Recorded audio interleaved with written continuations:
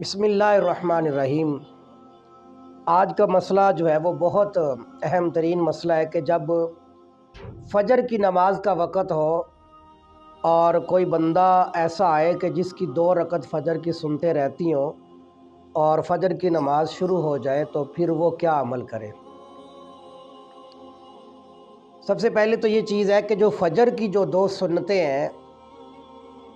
سنتوں میں نوافل میں سب سے زیادہ جو فضیلت کا درجہ وہ فجر کی 2 سنتیں ہیں۔ تو فجر کی 2 سنتوں کی اہمیت سمجھ جائیں گے تو پھر اس مسئلے کو سمجھنا بھی آپ حضرات کے لیے آسان ہو جائے گا۔ اس لیے کہ فجر کی جو 2 رکعتیں ہیں نا، سنت فجر کی،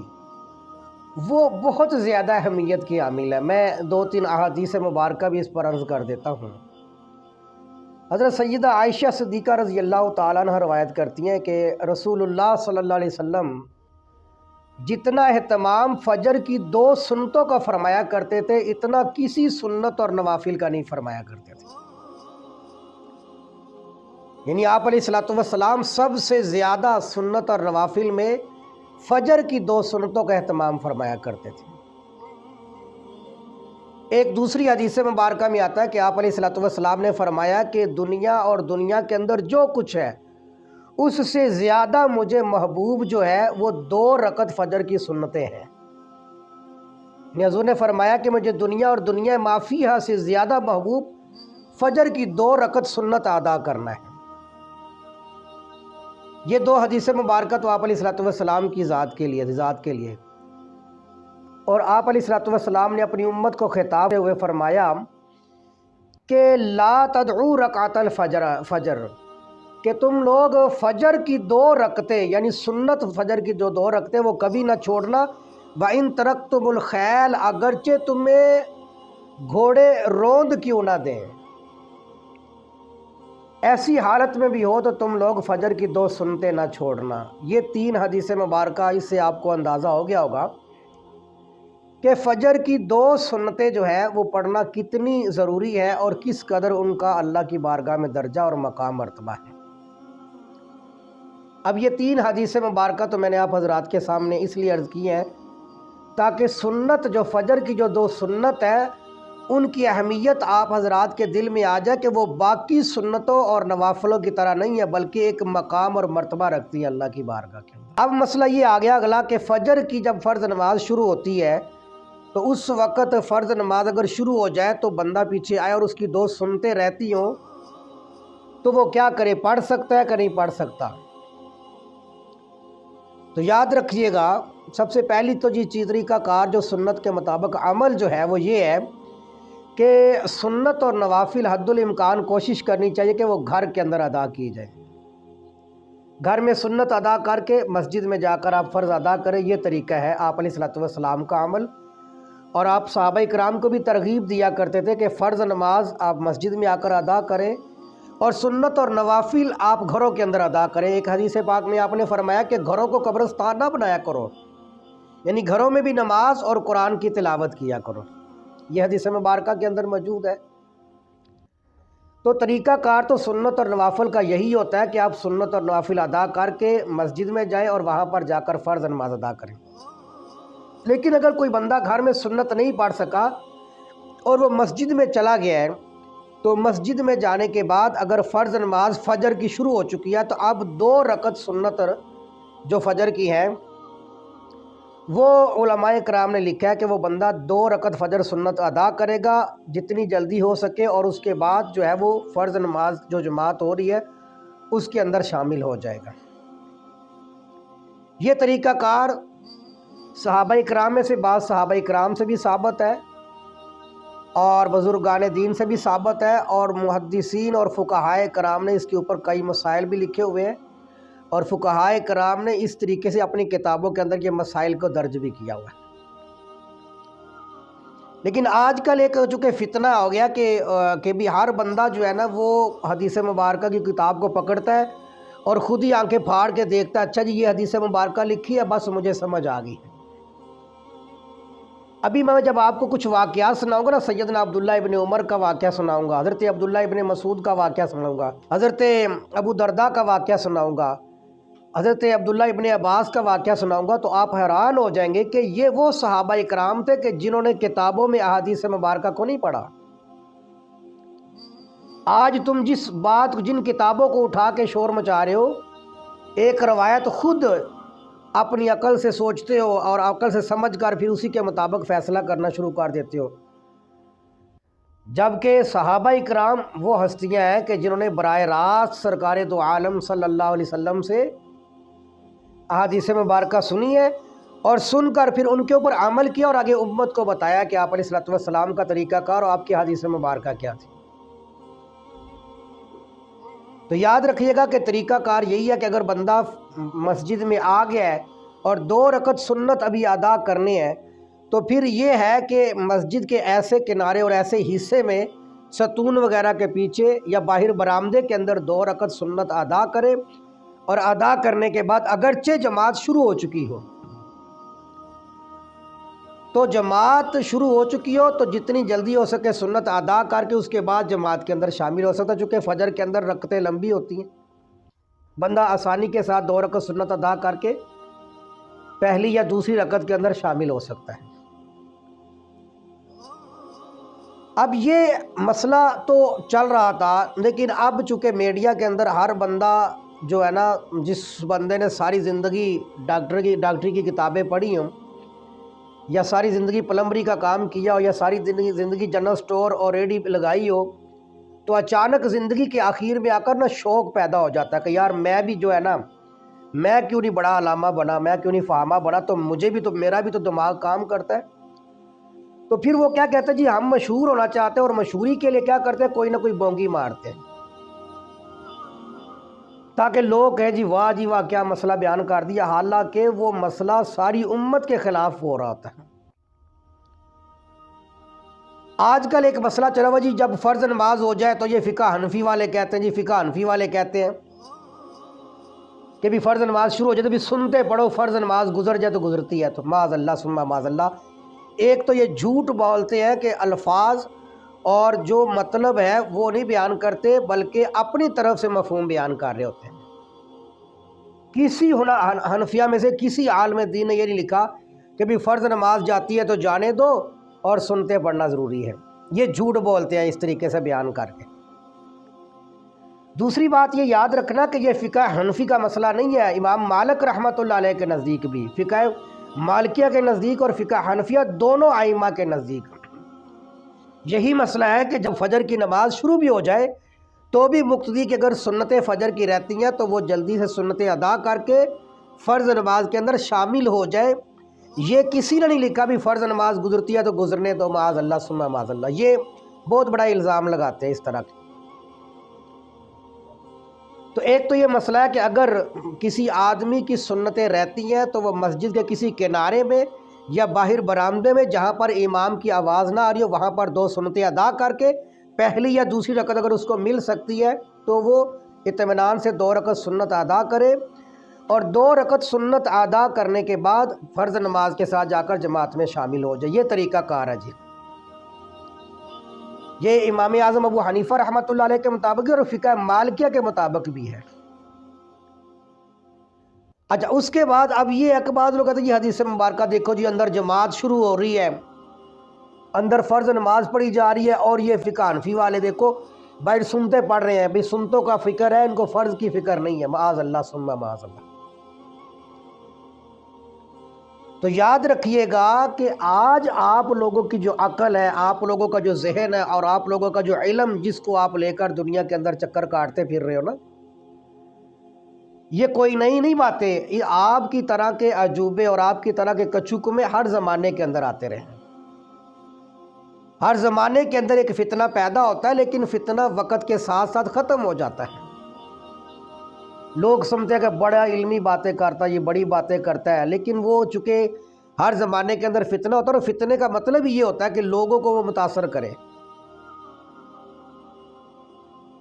تو لہٰذا یہ کہنا کہ بھی اگر سنتیں رہتی ہیں تو وہ پڑھیں گے تو فرض نماز گزرتے ہیں تو گزرنے تو ایسی بات نہیں ہے۔ ہمارا مسلک یہی ہے کہ سنت 2 ادا کر کے جماعت کے ساتھ شامل ہونا ہے، اگر جماعت کے ختم ہونے کا ڈر ہو تو پھر سنت نہیں پڑھی جائے گی۔ اگر جماعت آپ کو مل سکتی ہے تو پھر آپ سنت ادا کر لیں، اس لیے کہ فجر کی جو 2 سنتیں ان کی بڑی اہمیت ہے، وہ کسی صورت میں بھی نہیں چھوڑنی، جیسا کہ حدیث مبارکہ میں آتا ہے کہ آپ علیہ السلام نے فرمایا کہ فجر کی 2 رکعتیں کبھی نہ چھوڑنا، اگرچہ تمہیں گھوڑے روند ہی کیوں نہ دیں، اس قدر۔ تو کتنی تاکید آپ علیہ السلام نے بیان فرمائی ہے۔ اچھا، آپ یہ کہتے ہیں جی ہمارے پاس حدیث پاک ہے جی جب فرض نماز شروع ہو جائے تو کوئی نماز نہیں ہوتی، اور لوگوں کو بتا رہے ہوتے ہیں کہ جیسے جی یہ آج ہی ان کو حدیث کا پتہ چلا، آج سے 1450 سال پہلے کبھی کسی کو پتہ نہیں چلا۔ حضرت سیدنا عبداللہ ابن عمر رضی اللہ تعالیٰ عنہ، حضرت نافع رضی اللہ تعالیٰ عنہ روایت کرتے ہیں کہ میں نے عبداللہ ابن عمر کو جا کے بیدار کیا نماز فجر کے لیے۔ جب عبداللہ ابن عمر فجر کی نماز کے لیے بیدار ہوئے، اٹھے تو فجر کی نماز ہو رہی تھی، تو انہوں نے 2 رکعت سنت مؤکدہ فجر والی ادا کی، حالانکہ فجر کی نماز ہو رہی تھی۔ 2 رکعت سنت مؤکدہ فجر کی ادا کی، اور ادا کرنے کے بعد پھر جو ہے وہ جماعت کے اندر شامل ہوئے جا کر۔ یہ کون سے صحابی ہیں؟ سیدنا عبداللہ ابن عمر رضی اللہ تعالیٰ عنہ، جن کو متبع بھی سنہ کہا جاتا ہے کہ آپ علیہ السلام کے باقی بھی صحابہ کرام حضور کی سنت پر عمل کرتے تھے، لیکن ہر بات کے اندر جو اتباع کرنے والے تھے وہ سیدنا عبداللہ ابن عمر رضی اللہ تعالیٰ عنہ۔ ان کا عمل کیا ہے کہ فجر کی نماز کھڑی ہو چکی ہے، لیکن وہ اپنی سنتیں پہلے ادا کرتے ہیں، اور سنتیں ادا کرنے کے بعد پھر جو ہے وہ صف کے اندر شامل ہو جاتے ہیں۔ اب مجھے بتائیں، یہ جو لوگ حدیثوں کے حوالے دے رہے ہیں، کیا یہ احادیث مبارکہ عبداللہ ابن عمر کو نہیں پتہ تھی؟ کیا یہ روایتیں، یہ احادیث مبارکہ جو ہے وہ عبداللہ ابن مسعود کو نہیں پتہ تھی؟ حضرت سیدنا عبداللہ ابن مسعود رضی اللہ تعالیٰ عنہ کا معاملہ بھی ہوا ہے اس طرح کہ وہ بھی ایک دفعہ مسجد کے اندر تشریف لاتے ہیں، اور مسجد میں جماعت ہو رہی ہوتی ہے، اور ان کی 2 رکعت فجر سنت رہتی ہے، تو وہ پہلے فجر کی 2 سنتیں ادا کرتے ہیں، اور فجر کی 2 رکعت سنت ادا کرنے کے بعد پھر وہ فجر کی جو فرض نماز ہو رہی ہوتی ہے اس کے اندر جا کر شامل ہو جاتے ہیں۔ یہ کون سے عبداللہ ابن مسعود رضی اللہ تعالیٰ عنہ، جن کے بارے میں حضور نے فرمایا کہ ما حدثکم ابن مسعود فصدقوہ، کہ عبداللہ ابن مسعود جو بھی حدیث تمہیں بیان کرے اسے سچا جاننا ہے۔ ان کی سچائی کی سند اللہ کے محبوب علیہ السلام نے بیان فرمائی۔ حضور کے جوتے اٹھانے والے، آپ علیہ السلام کے لیے طہارت کا انتظام کرنے والے، آپ کی خدمت کرنے والے، زہد اور تقوی کے امام عبداللہ ابن مسعود رضی اللہ تعالیٰ عنہ، فجر کی نماز ہو رہی ہے لیکن وہ پہلے 2 رکعت سنت ادا کرتے، پھر صف کے اندر جا کر شامل ہوتے۔ حضرت عبداللہ ابن مسعود کی بات کر رہے ہیں۔ تیسرے صحابی حضرت سیدنا عبداللہ ابن عباس، طحاوی شریف کے اندر موجود ہے کہ عبداللہ ابن عباس کا معاملہ ہوا کہ وہ فجر کی نماز کے لیے آتے ہیں، اور فجر کی نماز شروع ہو چکی ہوتی ہے، وہ آتے ہیں اور آ کر پہلے ستون کے پیچھے کھڑے ہو کر 2 رکعت سنت ادا کرتے ہیں، اور 2 رکعت سنت ادا کرنے کے بعد پھر فرض نماز کے اندر جا کر شامل ہوتے ہیں۔ کس کی بات کر رہا ہوں؟ سیدنا عبداللہ ابن عباس رضی اللہ تعالیٰ عنہ کی بات کر رہا ہوں۔ یہ 3 صحابہ جو میں نے ذکر کیا، عبداللہ ابن عمر، سیدنا عبداللہ ابن مسعود اور سیدنا عبداللہ ابن عباس رضی اللہ تعالیٰ، یہ تینوں صحابہ کرام ایسے کہ چاروں ائمہ کرام سب سے زیادہ ان 3 صحابہ کرام پر اعتماد کرتے ہیں۔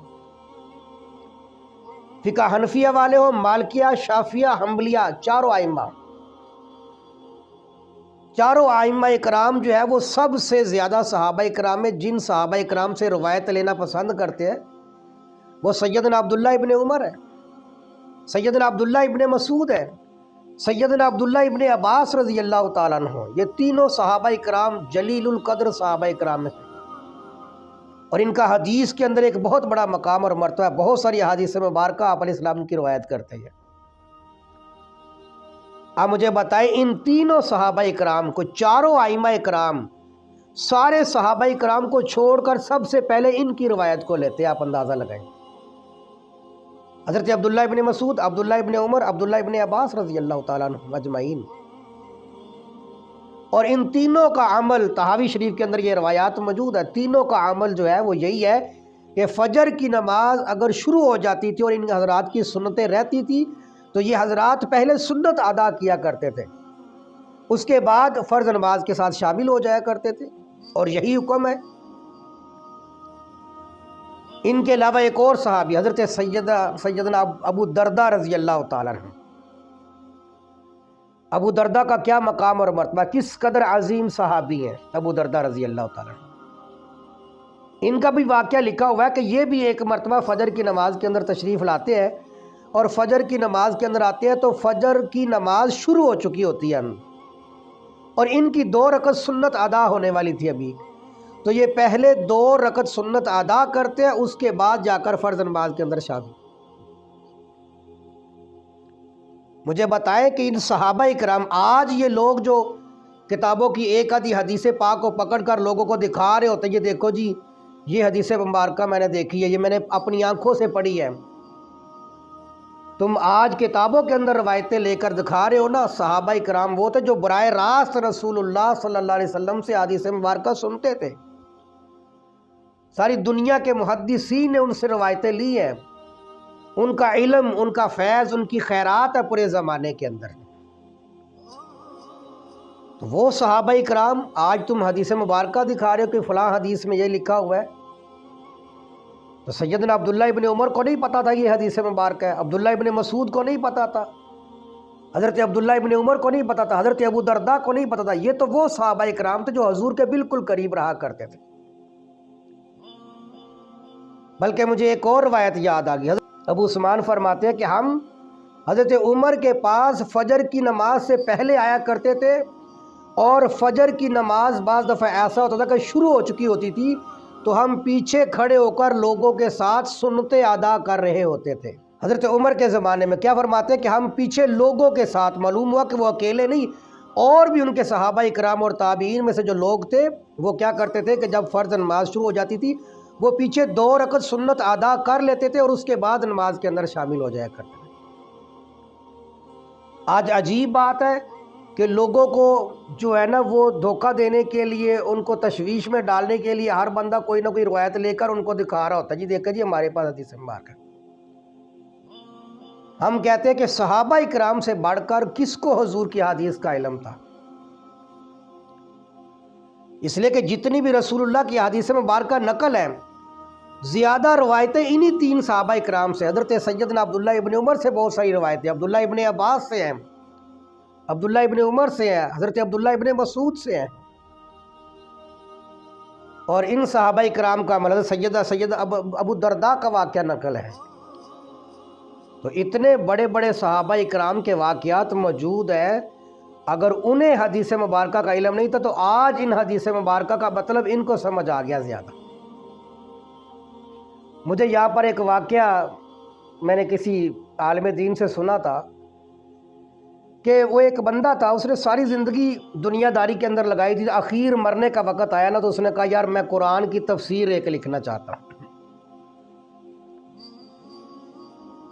تو اس نے کیا کیا، اس نے کہا چلو ٹھیک ہے یار اب عمر کا آخر حصہ ہے تو میں قرآن کی تفسیر لکھتا ہوں۔ اس نے نا بڑی